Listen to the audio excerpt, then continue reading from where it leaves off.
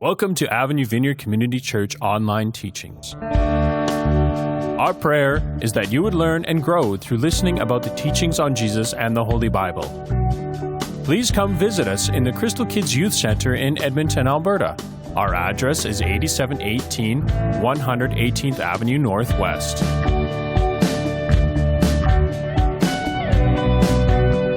You can also download our free app from our webpage, www.avenuevineyard.com, to help keep you connected to our church family.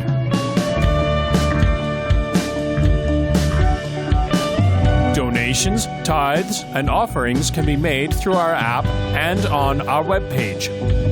Thank you for listening, and God bless.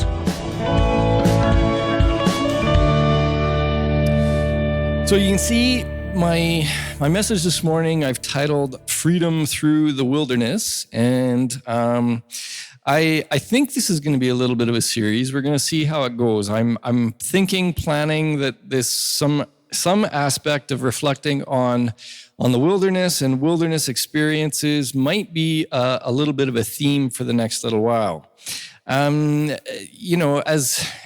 No surprise to anyone, if you've been watching the news, if you've just been doing life this week, I'm sure that you're aware that this has continued to be an interesting week. We're continuing to move forward towards this new normal, and the restrictions are starting to lift, and the reactions to that have, as you would expect most things, that's, opinions and perspectives have been very varied throughout this whole season, and they continue to be. Some people love the idea that the restrictions are starting to lift, and they just can't wait to get there, but other people are not so sure. Some people aren't sure yet if they are ready to give up masking and the other precautions. And so again, it's just very different perspectives. And with some of the stuff in the media and the Freedom Convoy and some of the other protests, freedom continues to be kind of a hot button topic.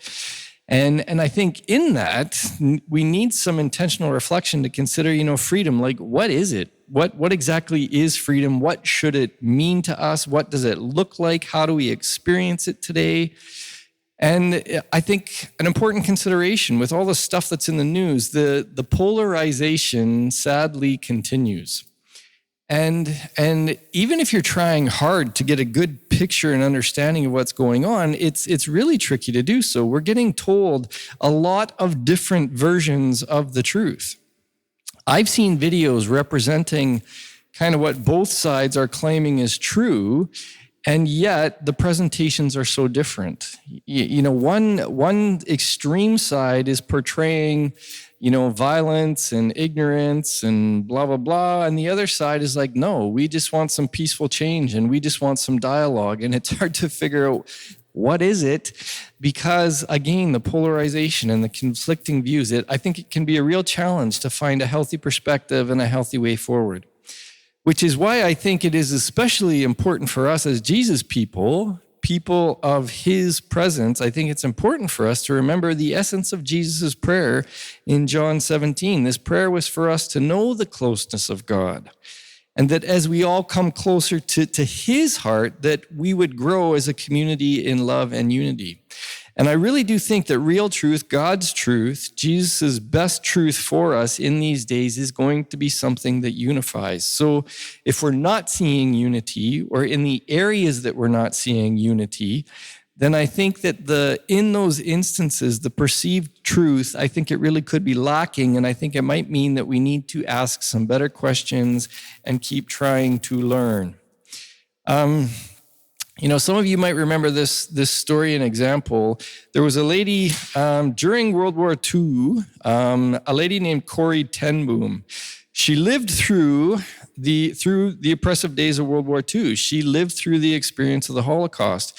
Inspired by their faith in God, she and her family rescued many Jewish families from the Nazis. She herself was eventually arrested and spent time in a concentration camp. So that was a very volatile point in world history with a lot of polarizing views. And there was this challenge to stand up for what was right. and to do the right thing. It was a time of great injustice and oppression. And in the midst of all that evil, this is what she had to say in regards to trying to find good understanding, healthy discernment, looking for the truth. She said that discernment is God's call to intercession, never to fault finding. And I think, this is a simple sentence, but I think it's pretty loaded, because our tendency, our human broken tendency is often an either or perspective. Like Joshua, we turn to God and we say, are you for us or are you for our enemies? Are you for our perspective or are you for their perspective? Are you for this point of view or are you for that point of view? Which side are you on, God? And God says, neither. I'm above, I'm beyond. You guys are asking the wrong questions, is basically what he's saying. He's like, your view is too small, your view is too limited. And I think that's what she's challenging us to in this quote. Discernment is God's call to intercession. So when times are confusing and when times are uncertain and when times are polarizing, that's when we really get on our knees and say, God, what is going on? Jesus, how is this crazy thing you said about loving our enemies, Lord, what does that look like today? In the polarizing nature of our culture right now, how do we go forward as Jesus people? And where we see the brokenness, where we see the anger, where we see the hurt, that's where we pray and we say, Jesus, let your kingdom come into those spaces where things are polarized and where people are fighting. Lord, let your will be done. Let the ways of heaven come into that space. And I really think that we need that going forward. Corey, she recognized that the best thing to do in confusing times was to seek God's heart, to press in and in prayer and not to be too quick to lay blame. Instead of trying to point out all the problems, I think we're supposed to actively invite God's healing power to bring renewal and restoration. Some of that new wine that he is, I think, making in the pressing and the crushing. It really is often in the confusing in-between seasons that we can find our greatest invitations to grow in trusting God, our greatest invitations to depend on God. It's often in the confusing in-between seasons that we can find our greatest invitation to see God's heart for us. And that's what I'm hoping that we can explore a bit this morning and as we go forward as a faith community. Now, before we jump into this reflection, I do have a little exercise for you. You can just do it in the groups that you're seated in.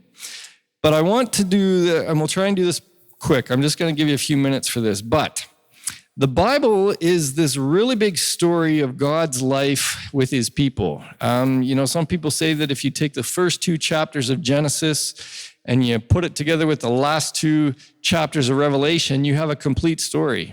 God's perfect creation, things going sideways, then in Revelation, God setting everything right, and the perfect plan, full restoration at the end. But there's this whole big bit in the middle of the story of, people's experience of life with God.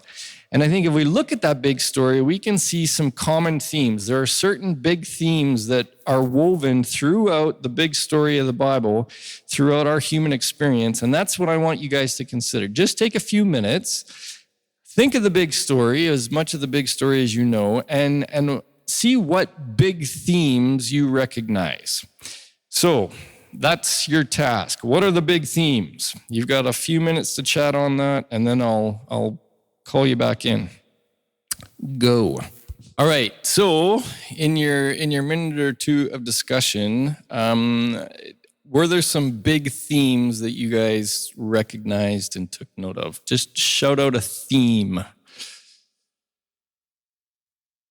Justice and mercy. Absolutely. Any others? Sin and salvation. Yep. Part of God's plan, part of what we experience in life. Other themes.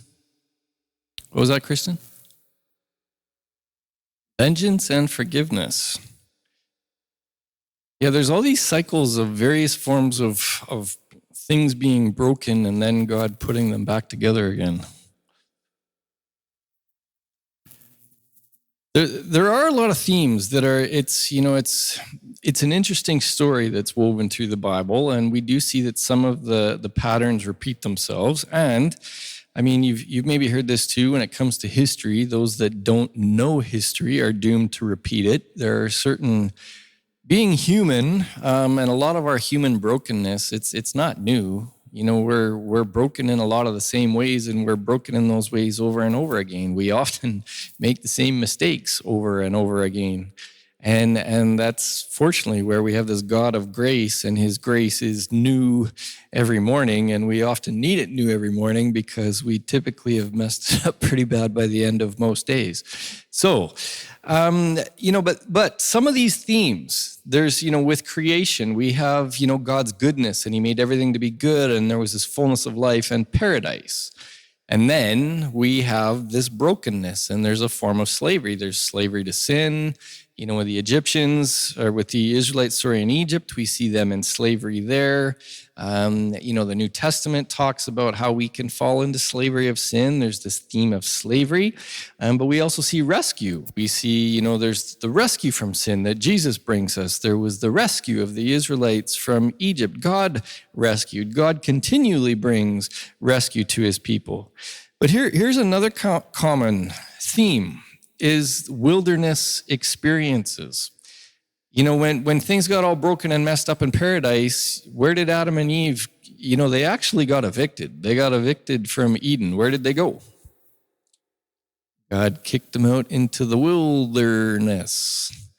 They had to go out into a hard place, a difficult place. And then the story jumps to, who do we call the father of our faith? One of the big old Bible patriarchs, Abraham.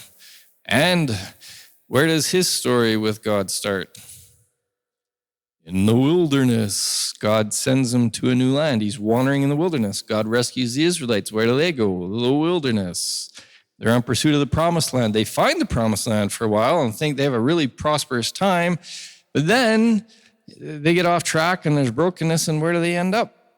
They end up in another wilderness. They get carried off as slaves to another foreign land. And then we think, well, the story changes when Jesus enters the scene because he's going to set everything right. Except, what's one of the first parts of Jesus' story? Where does he go? Oh, yeah, Jesus himself went to the wilderness. So this theme or idea of wilderness experiences, I think it's a very common one. In some way, God brings a rescue that is intended to lead to new life, but the journey there often seems to be through a wilderness journey, an in-between, a now but not yet experience of God and his life. And this has been recognized throughout our history. Many Christian writers have reflected on this journey as part of life with God. In many ways, each person's story is unique. I have not lived your story. You have not lived my story. But in certain ways, even though our stories are different, in a lot of ways, they're similar. Many of us experience seasons of challenge, seasons of uncertainty. And I think these challenging seasons can kind of, in a certain way, be like our own desert wanderings. You and I have desert wanderings. You and I have journeys through the wilderness, our own wilderness journeys, trying to find a better way, trying to find a way through. This pastor and theologian guy named Alistair McGrath, he made this observation.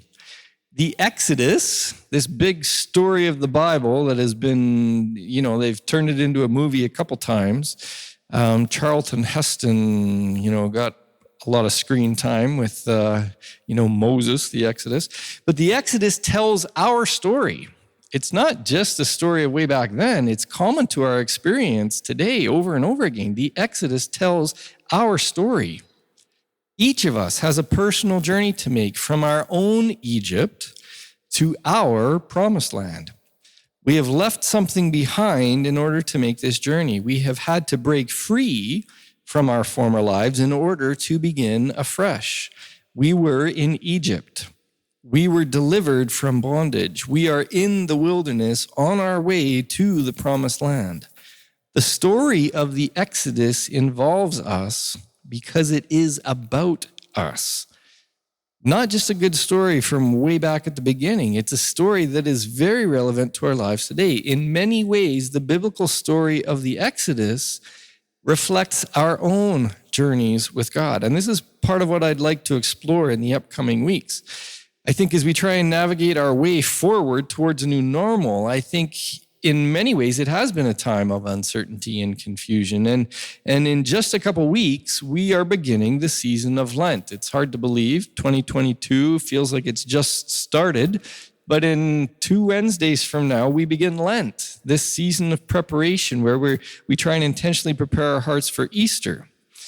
Part of the intentional focus of Lent, part of the traditional historic perspective of Lent was that Lent itself was kind of like a wilderness experience. It was often a time of fasting, often a time of repentance, as preparation for Easter, similar to, Jesus's 40 days, his wilderness experience, the wilderness experience that is so common to God's people as they try and follow them. So, wilderness experiences.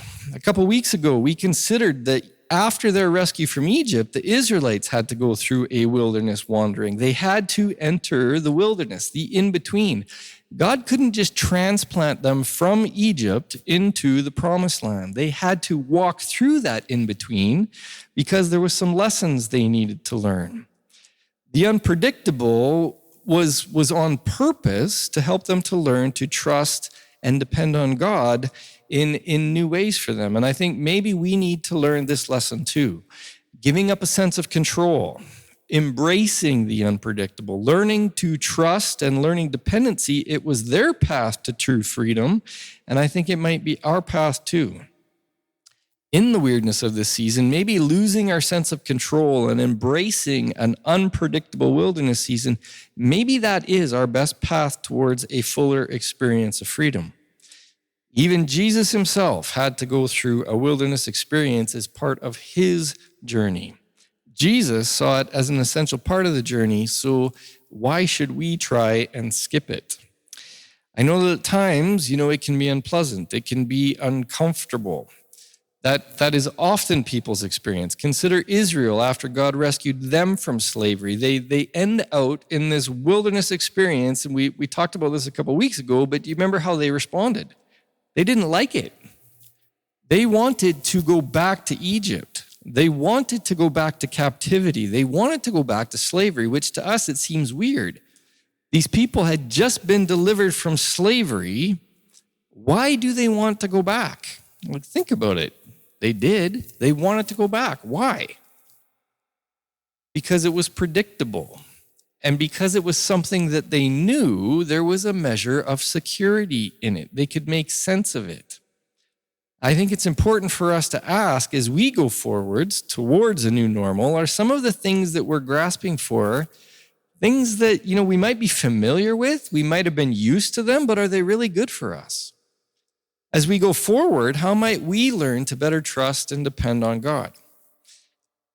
Human beings, part of our brokenness, we often don't do well with confusion and uncertainty. I think this is partly why this lesson of learning greater trust and dependence on God is such an important one and would be so good for us. We like to make sense of things, and sometimes our drive to make sense of things causes us to miss important details and it can actually lead us to some wrong conclusions. I was reminded this week of an experiment that I learned about this a number of years ago, but in the mid-1900s, there were these two scientists, the last names Bruner and Postman, and this is actually a pretty popular experiment. You guys can Google it. You could find more detail. But what they did in this experiment is they had a number of volunteers, and what they did is they had them, at this little station sitting in front of a screen. And what they did they would quickly flash on the screen the image of a playing card, like from a deck of cards, your hearts, spades, clubs, diamonds, whatever, and the various numbers. There was a select number of cards, and they would quickly flash it up on the screen, and then they would ask the volunteer to identify the card. And at first, the exposures were pretty quick, and so you only got a really quick look at the card, and so not everyone was able to identify it right away, but the cards were on a bit of a loop. So the cycle repeated itself. And the longer that people sat in front of the screen and watched the cards, the better they got at identifying the cards that were on the screen. But here's the tricky thing. They didn't tell the volunteers this. This wasn't obvious. But many of the cards that they flashed up, most of them were normal. But on purpose, they had messed with some of them. They had intentionally changed some of them so that they didn't make sense, according to convention. They did things like they took the 6 of spades, and we all know that spades are black, but they made the spade, the 6 of spade, they made it red. They took the 4 of hearts, and instead of it being red, they made it black. And so they intentionally confused some of the cards that they were portraying on the screen. Now, as they went through the series of cards, again, they'd ask the volunteers, well, what did you see? Well, at first, the volunteers just thought everything was normal. As time went on, they'd identify the cards. They just kind of assumed it was normal playing cards. And for the first while, they didn't notice that anything was wrong. As the experiment went on, little by little, certain people started to notice that something was up. They couldn't put their finger on it at first. They just knew that something was off, something was wrong. They just had a sense. And as the experiment went on and they got to view the cards over and over again, a small number of people started to make the connection. Aha, that card was a heart. It should have been red, but it was black. A small percentage of people were able to notice the discrepancies. And once they noticed it, here's the thing. Once they noticed the discrepancy with one card, they were much more alert to notice upcoming discrepancies. And soon those people were able to identify most of the cards that didn't make sense. But while some people figured this out, other people had a lot of difficulty. No matter how long they looked, they never figured it out. They had this feeling that something was wrong, but they couldn't figure out what it was. And some of the people like in that group actually experienced a lot of distress. They were experiencing stress at a high level. It hurt their brain to know, I can tell there's something wrong here, but I can't tell what it is. They couldn't put their finger on it. They couldn't make sense of things, and it was very difficult for them. They knew something was wrong, but they couldn't see it. Sometimes we have a hard time seeing anything other than what we want to see or what we expect to see. At the beginning of the experiment, people just assumed it was normal playing cards, and their brain saw what they wanted to see. When they saw a card that was wrong, in their head, they saw the right card. They didn't even notice that it was out of place, because we have a tendency to see what we want to see.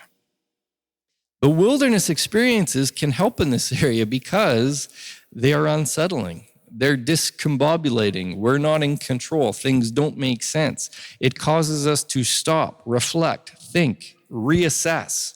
How are things right now? How are they going forward?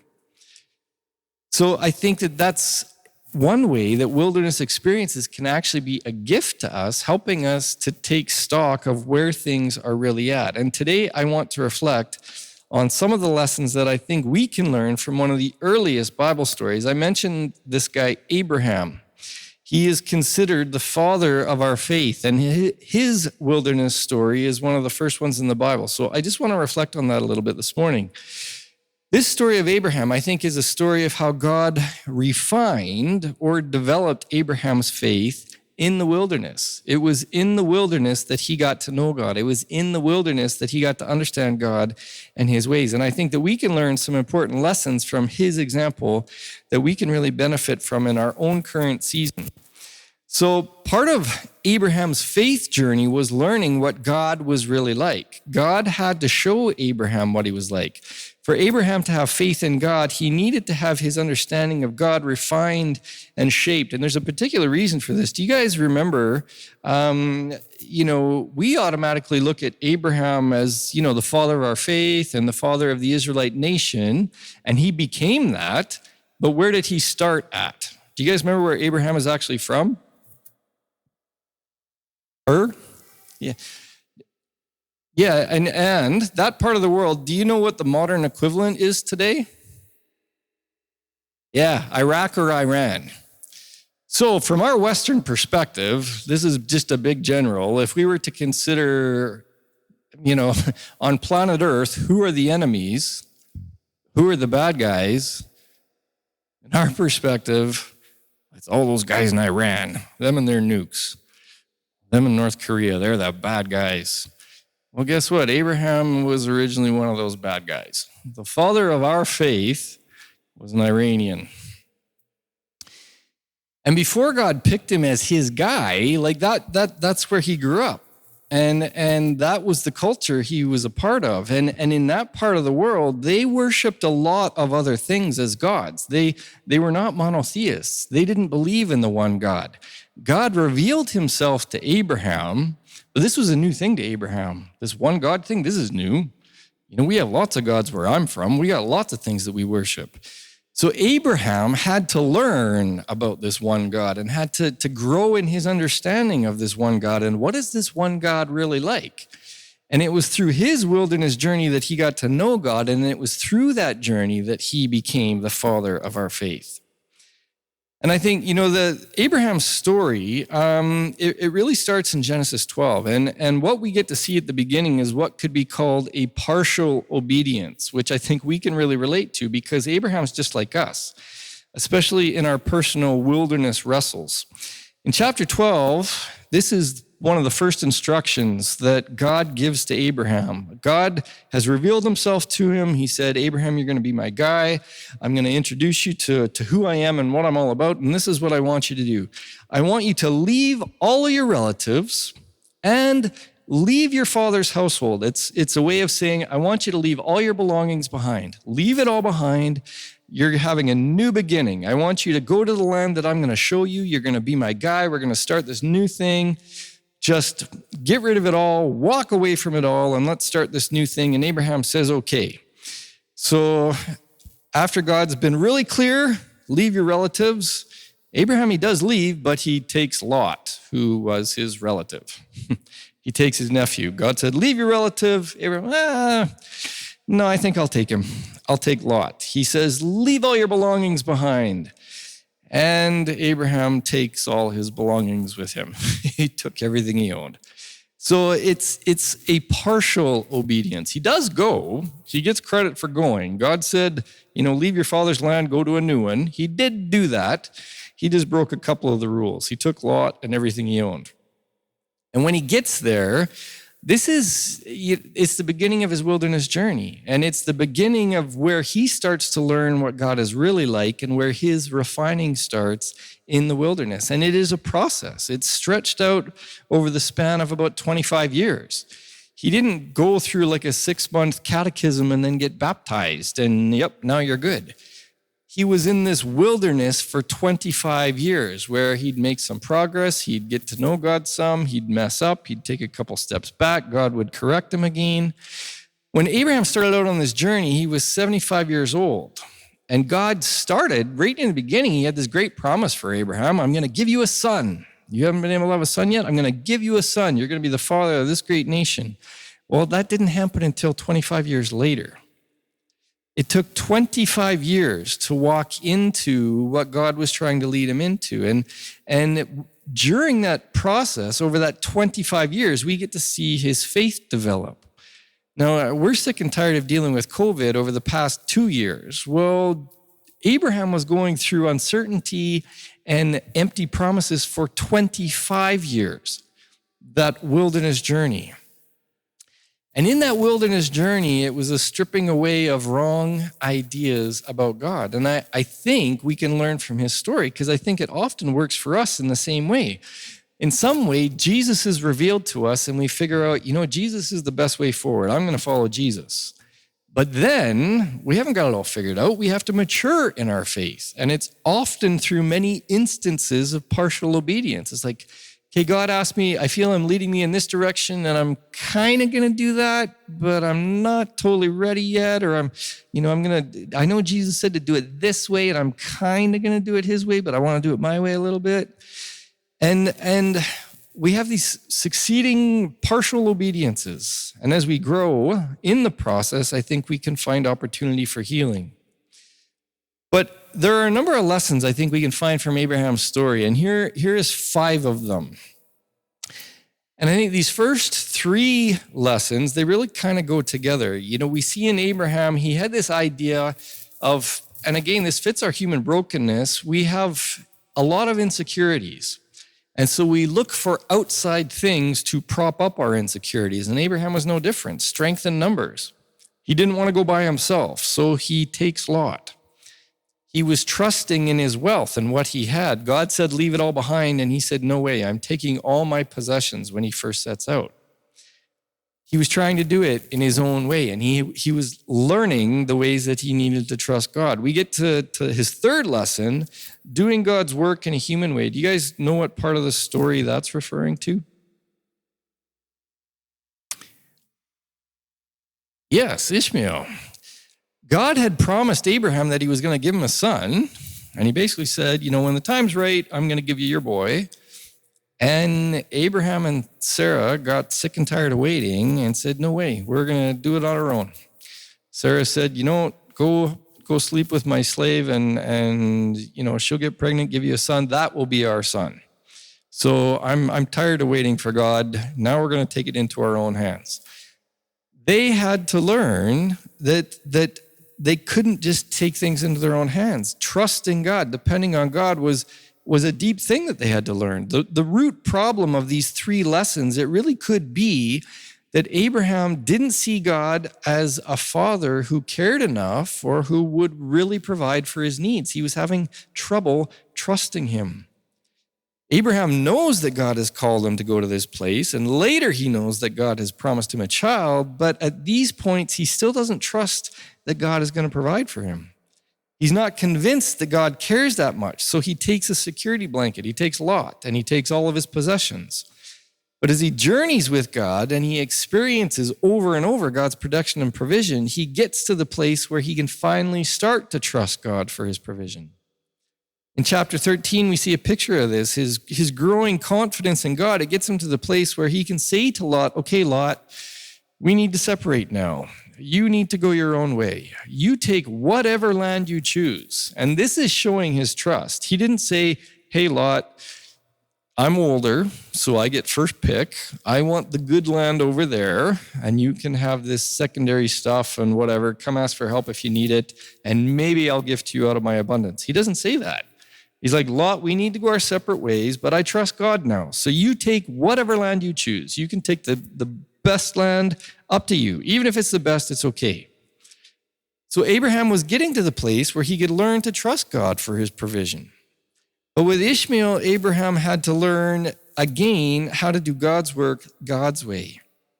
He and Sarah, tired of waiting for God's promised child, they did what they did, and it would have been acceptable at that time. The child through Hagar would have been considered his and Sarah's child. On one hand, it looks like, hey, we've fulfilled this thing. But God was like, no, that's not what I had in mind. I had a different plan. They wanted to do God's work in their own way, in their own strength. And it's pretty normal. We seem to go through this stage all the time. And then we recognize that it doesn't work that well. It's like, okay, well, we get impatient with God. We charge ahead on our own. Things go sideways. And then we're mad and upset why it didn't work out. Well, it's because we've stormed ahead in our own way. And like Abraham, the plan often backfires. It backfired in him. Instead of bringing life, his own efforts outside of God's will brought hardship. So he needed to learn that he could trust God's intentions and be patient. And Abraham eventually learned that, and eventually Isaac is born. Important lessons. These last 2 lessons are also kind of linked, number 4 and 5. This loving the gift of God more than God himself. Now, what story do you think that's maybe referring to? Yeah, Isaac, this is a weird story. I want to show you guys a key, I think, to understanding this passage, because this is a weird one. The sacrifice of Isaac. We're going to talk about that in a second. But I think the 2 stories are tied together. The sacrifice of Isaac, loving the gift of God more than God himself, is tied together with an improper view of God as a father. Now, it gets to the point, Abraham, he's finally received his promise from God. He's finally got this son, Isaac, that God promised him, and now God asks him to give him up. And in the story, it says that God's testing him in this, but I really do think it's possible that there's a deeper aspect of refining going on here that I want to show you guys. And I think it's a really significant one. In this whole story, I think below the surface, I think God is actually refining Abraham's understanding of God in a really deep way. Because Genesis 22, the story of the sacrifice of Isaac, really is one of the most puzzling passages in all of Scripture. Because, we know that God is true, and as part of God being true, he has to be true to himself. So how could a God that tells us not to kill then tell a man to kill his own son? How does that make sense? Thou shalt not kill. Oh, Isaac or Abraham, go sacrifice your son Isaac. How could God do that? How does that make sense? And so we have this weird Abraham and Isaac story. Now, I think that the key to this, and this was pointed out to me by one of my profs at St. Stephen, Peter Fitch showed me this, but he pointed out with this story, and he'd read it from another Bible scholar, but the most important verse in this whole story, in all of Genesis 22, the most important verse to take note of actually isn't in Genesis 22. It's the very last verse of Genesis 21. In chapter 21, verse 34, it says this. It says, "And Abraham stayed in the land of the Philistines for a long time. He was from Iran, where they worshiped a lot of things that weren't God. And at the beginning, in his wilderness journey, the people that he lived amongst, the people that he lived with were the Philistines, which again, if you remember in the Bible story, they're also the bad guys. Philistines are the bad guys. So Abraham came from a group of bad guys, lived with the bad guys, and that was God's guy. But Abraham stayed in the land of the Philistines for a long time. Do you know what happens when you stay in the midst of a culture that doesn't worship rightly for a long time? Some of the things that we wrestle with living in our materialistic culture, they're not godly ways, but it's part of the culture that we live in. And because we live in that culture, we're like sponges. We absorb some of that. We soak that in. The Philistines at the time, they worshiped many other things than the one true God that Abraham was getting to know, but Abraham lived with those Philistines. Their perspective of life, their perspective of God, their cultural influence would have impacted Abraham. When you live in a cultural atmosphere for a while, you gradually take on some of those ideas. Gradually, you get used to what seems to be the normal functioning of the people of that culture. So, here's a bit of a contrast. Like this might seem like a no-brainer, but again, people are funny. So here's the question: is slavery bad? Yeah, slavery's not good. The Israelites were in slavery for 400 years. So after 400 years, you'd think that when they got delivered, it would just be one big yahoo. And it was initially until things got hard. And then they wanted to go back to this bad thing that they knew. Why? Because after 400 years, they had gotten used to it. So used to it that after the Exodus, after God's big rescue, after experiencing some of the initial hardship of the wilderness, they didn't want to be free anymore. What was culturally normal for them, being slaves, was more acceptable to them. They wanted to go back to slavery. That's what they were used to. They wanted to go back to the normal that they knew and were comfortable with. And the same dynamic, we wrestle with it today. Culturally, there are certain ways that we have accepted things as culturally normal when they're not always the most healthy for us. I think some of that, even the last 100 years, has been like a technological revolution on this planet. We have things now that people have not had for 95% of human beings living on this earth. But to us, it's the only thing that we've known. our climate-controlled way of living. It's a relatively new way of living compared to the history of the planet, but we're used to it. Now, here's another question for you. Are smartphones good or bad? See? Now, this is the interesting thing. Most of the older people in the room who remember the days before smartphones, I think in general, that crowd was the ones that, yeah, smartphones are bad. We remember a time before smartphones, the good old days, because the old days were always good. Younger people that were born into it that don't know anything different, oh no, smartphones are good. It's just part of normal. It's part of culture. This is the really crazy thing, is that, yes, they are very handy. It's kind of cool having the world in your pocket. You can Google anything out of your pocket. And yet at the same time, we know that they're not always good for us. Science and research has shown that all our time on our little smartphones, it's affected the quality of our sleep. We're not sleeping as well. It's affecting the quality of relationships. We're more distracted. We're distracted parents. We're distracted friends. You're trying to have a conversation with somebody and they keep getting interrupted by their phone. Us individually, we can't be bored for a minute without pulling out our phone so that we can get that little hit of dopamine. Oh, somebody emailed me. Somebody texted me. We're drawn to it. And social media, it's affecting self-image and how people feel about themselves. It hasn't been good for our brains or mental health. So let's gather all of the smartphones together and burn them all. Let's get rid of this evil technology and go back to the good old days. Except nobody wants to do that. It's like, no, we know there's parts of it that aren't good, but there's some parts of it that are really good. We have only had smartphones for 15 years. They've only been around for 15 years, and yet most of us now can't imagine life without them. How did we get by before we had smartphones? Well, pretty well, actually. So why now do we figure like we couldn't do without them? In a very short time, something that is actually kind of negative in many ways has become a comfortable normal.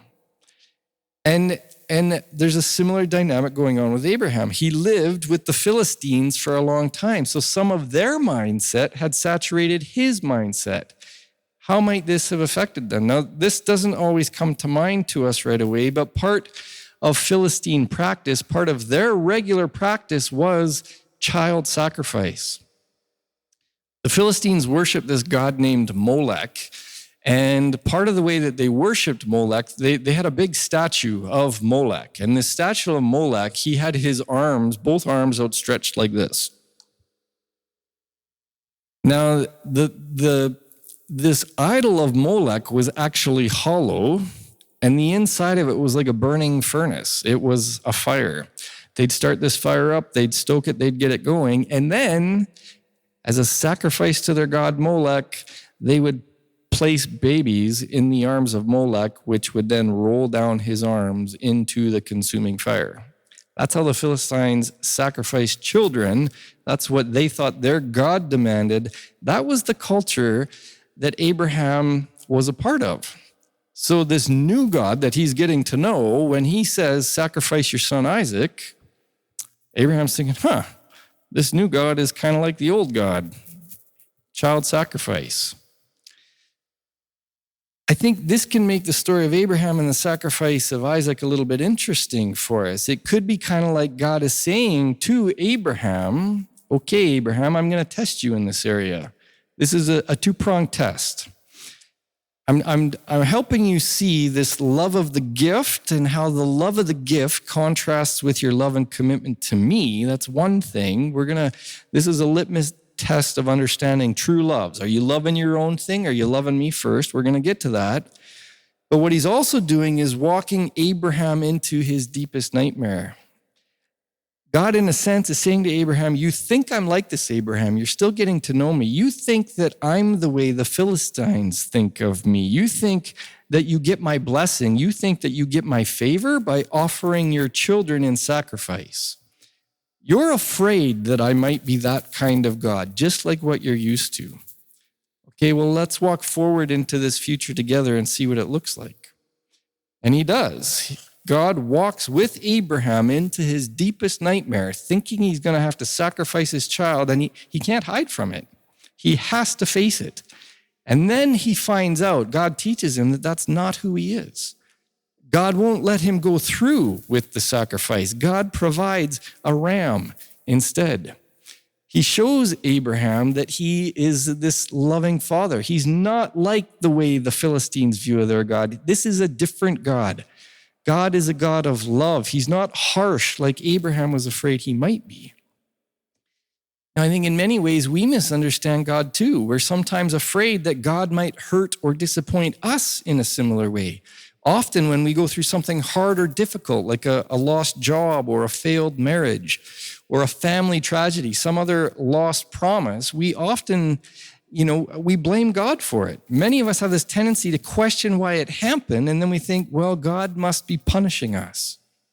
We have this fear that God really is harsh and that somehow we've fallen short. Well, it's interesting when you look at this story that the thing that Abraham was afraid God might be asking him to do, sacrifice his son, it's the very thing that God did himself. God's not going to ask Abraham to do this. God loved Abraham so much that he wouldn't let him do that thing. But because there was brokenness, because of his love for us and to free us from sin and death, God does give up his own son. It's actually, when you follow the story, this is where it gets really interesting, because the mountain that Abraham was on when he thought he was going to have to sacrifice Isaac and didn't, God made the provision. That same location where Abraham was, that location eventually becomes the site of the first temple, the place of God's presence. And many, many hundreds of years later, that same location is where Jesus is crucified on the cross. The place where God wouldn't let Abraham sacrifice his own son is the exact place where God does allow the sacrifice of his son to bring healing, to break the power of death. God goes out of his way to save us from sin and to spare us from unnecessary hardship and pain. All of God's teaching and instruction, it really is meant to lead us into life, closer to him, away from pain and away from destruction and from death. Whenever God can, whenever it's for our benefit, he takes our potential hardships onto himself. He protects us with his own life. And I think sometimes to find the most full life, it takes lessons like this that we learn as we journey through the wilderness. Sometimes we do have to face difficult things that in the end are meant to strengthen us or bring us into new life. But God walks with us through these times. And yes, if they're painful, his heart hurts too. It hurts with us as he walks with us through them. George MacDonald had this to say about, God's heart for us. This is and has been the Father's work from the beginning, to bring us into the home of his heart. This is our destiny. This is where God is trying to take us. Through our wilderness journeys, God is trying to bring us into the home of his heart. So embracing wilderness seasons, I think, they can teach us to depend and trust on God, even when things don't always make sense to our culturally conditioned brains. This is why so many times in this passage in Isaiah 55, God reminds us that my thoughts are not your thoughts. I'm not for you. I'm not for your enemies. I'm above all that. Your ways are not my ways, declares the Lord. As the heavens are higher than the earth, so are my ways higher than your ways and my thoughts than your thoughts. It's through these wilderness journeys that we learn trust and dependence. So in the midst of the confusing season, I think it might be wise to remember these words. This quote, some of you guys might have saw this. Harvest actually had this on their church email this week, I think, or on their Instagram feed. But it's this quote from John Piper. My feelings are not God. And I think so many people these days need to remember this. My feelings are not God. God is God. My feelings do not define truth. God's word defines truth. My feelings are echoes and responses to what my mind perceives, and a lot of what my mind is perceiving is being pushed on me by the culture I live in. And sometimes, many times, my feelings are out of sync with the truth. Yep, because our culture is not in sync with the truth. A lot of these outside factors that are pushed on us are not in sync with God's truth. When that happens, and it happens every day in some measure, I try not to bend the truth to justify my imperfect feelings. That's what we should be doing. That's not what we're seeing in the media. Most in the media are trying to bend the truth to justify their imperfect feelings, but we can't do that. I try not to bend the truth to justify my imperfect feelings, but rather I plead with God. We should be pleading with God. Purify our perceptions of your truth and transform our feelings so that they are in sync with your heart. That is what we need. Maybe losing our sense of control and embracing an unpredictable wilderness season is our best path towards a fuller experience of freedom. Maybe we need to adopt a biblical wilderness mentality and learn what it means to lean into God, to really trust in God, to daily depend on God and not our own understanding or the understanding of the culture around us. And that is what I had to share this morning. I'm gonna pray just to wrap things up, and then we can close. We can have time to visit you guys. We can look for opportunity to pray for one another as well. I'll throw up a couple questions, and if you want, as you visit, you can maybe engage these questions. But whether you engage them or not, I think something to take forward with you into the week, just to consider, how might we personally benefit by considering this current season as a wilderness season? Yep, it's not clear. Yep, it's unknown. Yep, there's some confusion. Thousands of other people have gone through seasons like that before with Jesus. We're just in one of those. So how might we benefit by leaning on him in this season? What lessons might we need to learn as we journey forward? You know, we don't know God perfectly. We need to learn him how he is better, similar to the ways that he taught Abraham. We need to learn those lessons too. So Jesus, you are a faithful God who is extremely patient with us. You come to us in just the ways that we need you to, Lord. You bring grace, you bring love, you bring understanding, you bring correction when we need it. Lord, sometimes we need your help to receive it. And Lord, we do want to seek first the kingdom, and we do want to be your people, and we do want to carry your goodness with us. And Lord, we want to bring your goodness into the world around us. And I ask, Lord, that you would teach us to do it in the same way that you do it, with love, with patience, and with grace. So Lord, you know our needs, you know the provision that we need, you know the encouragement that we need, and I just ask for that this morning. I ask, Lord, that you would speak to our hearts. I ask that you would minister to our hearts. I bring that you would bring the appropriate encouragement. And Lord, we just ask all these things in your name. Amen.